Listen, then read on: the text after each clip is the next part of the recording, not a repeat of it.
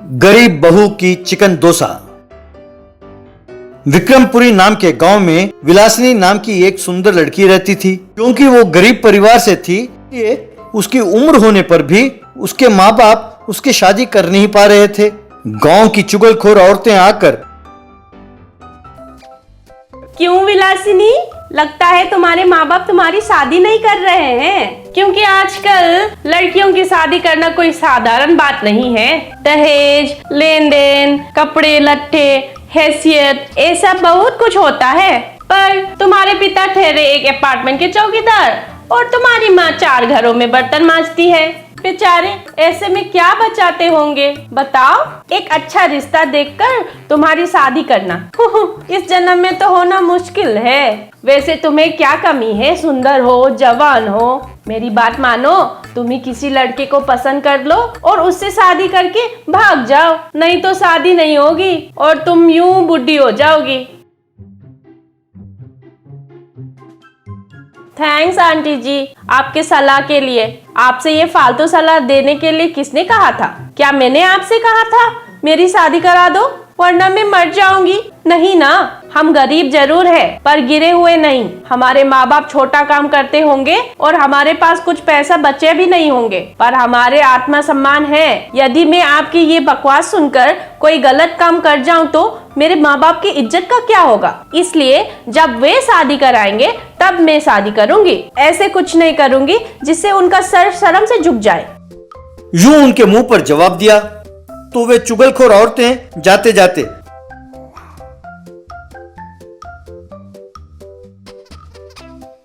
पता नहीं आजकल अच्छाई का दिन ही नहीं रहा बहन जी।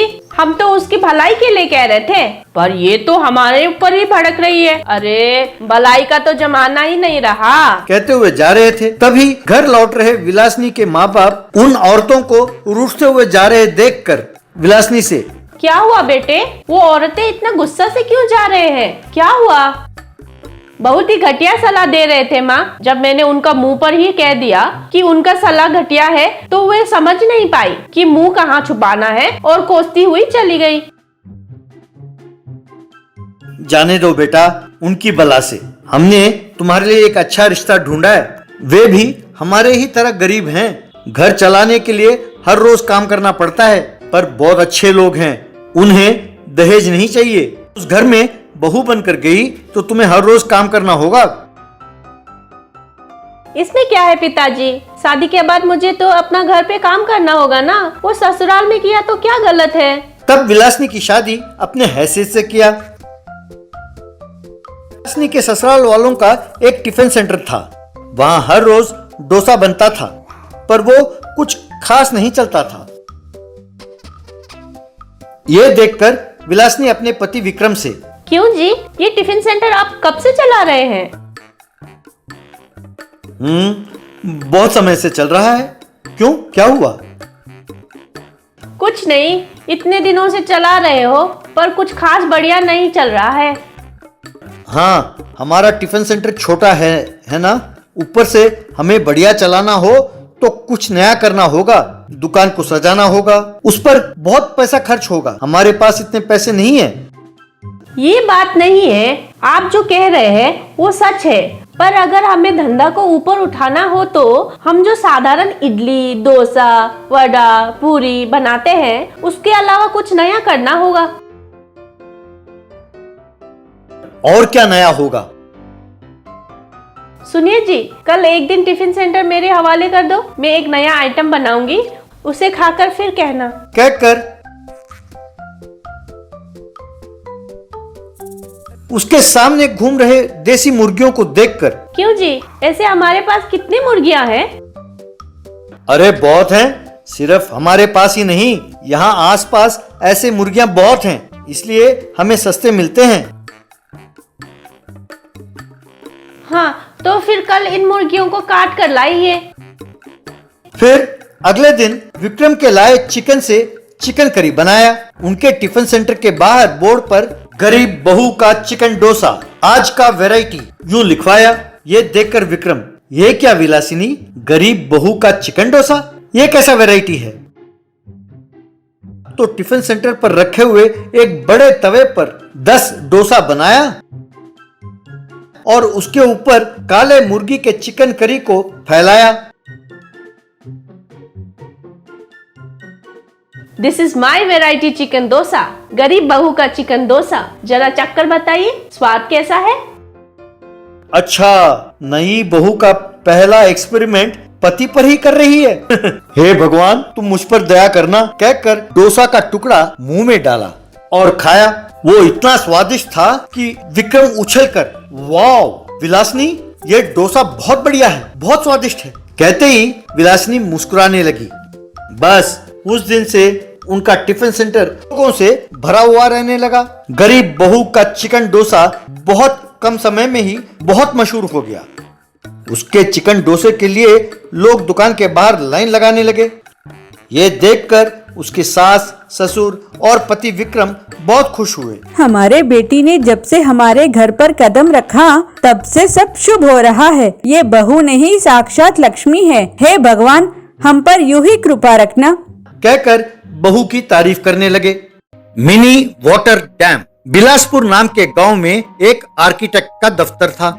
वहां का बॉस एक दिन उसके दफ्तर में काम कर रहे सारे इंजीनियर्स को बुलाकर, हाय टीम, मैं आप सबको एक खुशखबरी देने वाला हूँ। हमारे गांव के पास बहने वाली नदी में बाढ़ आकर हमारे गांव को डुबो देती है ना, उसे रोकने के लिए और उस पानी को वेस्ट होने से बचाकर अपने खेतों में उपयोग में लाने के लिए और हमारी सुविधा के लिए प्रयोग करने के लिए एक बांध यानी डैम को बनाना जरूरी है ना। तो वो डैम हमारे गांव के लिए सैंक्शन हो गया है और वो प्रोजेक्ट हमें ही मिला है। वाओ, कहकर खरगोश लगाने लगे। आप सब तो जानते ही हैं कि मार्केट में अपने कंपनी का कितना नाम है, तो इस बार भी वो नाम कायम रखना हो तो हमें एक बढ़िया डिजाइन बनाना होगा। उसे सिर्फ पेपर में ना बनाकर एक मिनी मॉडल बनाकर 1 महीने में मुझे दिखाइए। जो बेस्ट डैम डिजाइन करेगा वो इतिहास में अपने लिए जगह बना लेगा। All the best. आप लोग डिजाइन तैयार होते ही मुझसे मिले। तब सब इंजीनियर्स ओके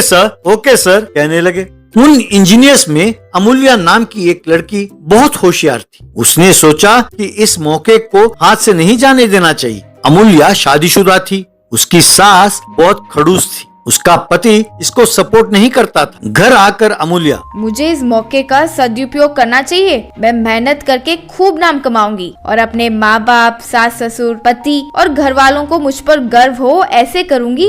मेरी सास जो लड़कियों को कम समझती है, इस प्रोजेक्ट द्वारा ये साबित कर दूंगी कि औरतें मर्दों से किसी भी क्षेत्र में कम नहीं है, कहकर मन लगाकर लगन के साथ एक मिनी डैम बनाने लगी।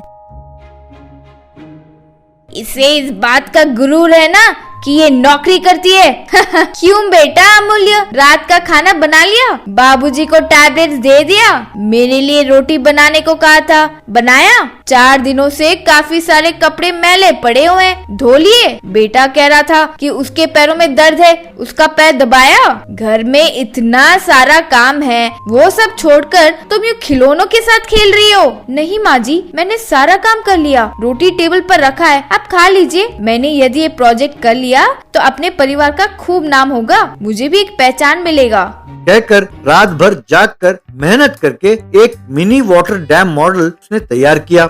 ये सब उसकी सास ये सोचकर ये लड़की कर क्या रही है देख रही थी। अंत में बने उस मिनी वाटर डैम को देखकर खुश होती हुई, ये बहुत बढ़िया बनी है। मुझे यकीन है कि कल ऑफिस में ये डिजाइन दूसरे डिजाइनों को कड़ा मुकाबला देगा। उफो, ऑफिस का वक्त हो चला है, मैं जाकर तैयार हो जाती हूँ, कहकर तैयार होने के लिए कमरे में गई। उसके जाने के बाद उस टेबल के पास आकर अमूल्या की सास, इस डिजाइन के लिए रात भर जाकर घर का सारा काम छोड़कर वक्त खराब किया, कहती है परिवार के लिए नाम कमाऊंगी। हाँ, कहकर उस मिनी डैम को टुकड़े टुकड़े कर दिए और टेबल पर फेंक दिया। अमूल्या जब तैयार होकर बाहर आई तो अपने मेहनत को यूं बिखरा पाया देखकर उसे बहुत दुख हुआ। उसके आंखों में आंसू आ गए। उन टुकड़ों को अपने पति को दिखाते हुए, क्यों जी, देख रहे हो, मैंने बड़ी मेहनत से ये मिनी डैम मॉडल बनाया था, किसी ने इसे तोड़ दिया है। अब मैं ऑफिस में क्या सबमिट करूं? अगर मैं कहूं मैंने तो बनाया था पर किसी ने तोड़ दिया, क्या वो विश्वास करेंगे? क्या करूं? पता नहीं वो क्या कहेंगे।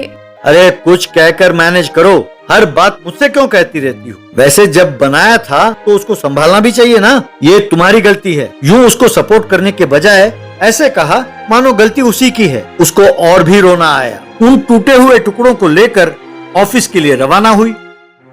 उसके आंसू थम नहीं रहे थे। रास्ते में एक स्वामी जी प्रकट हुए। क्या हुआ बेटे?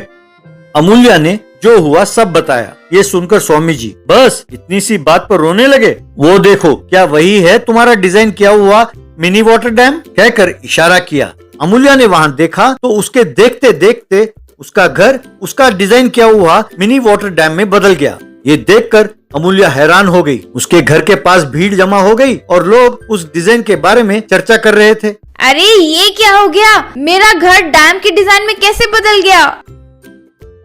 तुमने तुम्हारे बहू के बनाए हुए मिनी डैम का विनाश किया था ना, इसीलिए भगवान ने तुम्हारे घर को ऐसे बदल दिया। सास ने अपनी गलती के लिए सिर झुका लिया। इस मिनी डैम के बारे में जानकर अमूल्या के बॉस और उसके कलीग्स वहां पहुंचे। उस डिजाइन को देखकर बॉस, अरे अमूल्या वाह, तुम्हें मिनी वाटर डैम मॉडल बनाने को कहा था। तुमने तो तुम्हारे घर जितना बड़ा मॉडल बनाकर हमें ही यहाँ बुला लिया। अरे तुम्हारा डिजाइन बहुत बढ़िया है, इसे ही फाइनल कर रहे हैं। यही डैम हमारे नदी पर बनने वाली है। कहकर अमूल्या की प्रशंसा करते हुए उसे उस प्रोजेक्ट का चीफ इंजीनियर नियुक्त किया। उसके पति और सास के पास जाकर बहुत खुशी हुई। आप अपनी बहू के लिए अपने घर को यूं बदला तो हमें पता चल गया कि आप उससे कितना प्यार करते हैं और उसके टैलेंट को कितना प्रोत्साहन देते हैं। यूं उसको एनकरेज करने के लिए आपका अभिनंदन करता हूँ। तब अमूल्या के सास और उसके पति को अपनी गलती का एहसास हुआ। तब वो जान गए कि अमूल्या कितनी होनहार है। तब उनका घर फिर से साधारण बन गया और वो सब खुशी खुशी रहने लगे।